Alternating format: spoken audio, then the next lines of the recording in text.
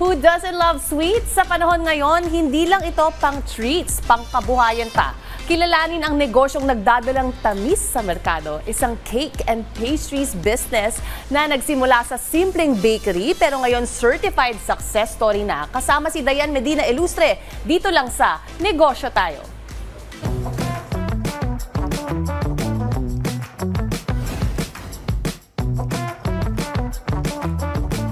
So Tita Vic, to start off, how did you enter the business industry?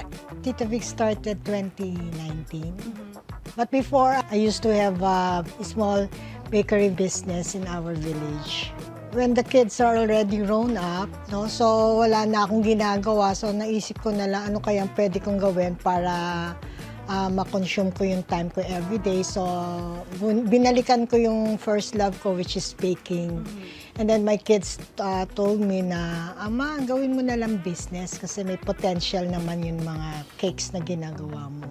But are there any struggles, Tita Vic, along the way? When we started, after the following year, that was nagkaroon ng pandemic. Yes. Pero kung sa iba, medyo yung business nila. Sa amin naman, it was good to our business kasi mas nag-pick up yung business namin. Because of online Yes. na rin. These are your personal recipe talaga. How did you come up with these? I started banana cake, then my kids told me na, Ma, bakit hindi mo expand ang mga iba mong mga recipe like the chocolate cake, and then I made some bread, and then cookies, and then pastries eventually. Yun. So, kaya nagdagdagan yung mga items ko. Para dun sa mga kanegosyo natin who would also want to start up their own business, like you, like bakery or pastries, how much capital do they need to shell out for them to be able to, just start up small? Nag-start lang talaga ako sa bahay. Kami lang ng yaya ko nag-start, no? Ay, nag-start lang ako sa 5,000. 5,000 pesos. Oo. And now you were Kasi able banana to cake. ROI everything.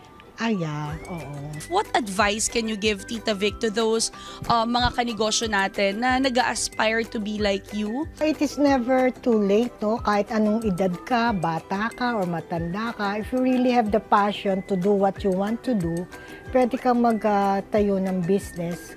Kahit na small pa siya or big business, basta you put your time and effort sa business na yon. So, Tita Vic, bakit importanteng magnegosyo ang bawat mamamayang Pilipino? Yeah, kailangan natin magnegosyo para meron tayong sariling income. Di tayo kailangan umasa sa mga anak natin hanggat maaari. So, iba pa rin pag may sarili kang negosyo kahit na may edad ka na. This is a cream cheese banana cake, my #1 bestseller. And here there's Nutella and chocolate chips inside. Overload, For the kids, para sa mga kids naman yan.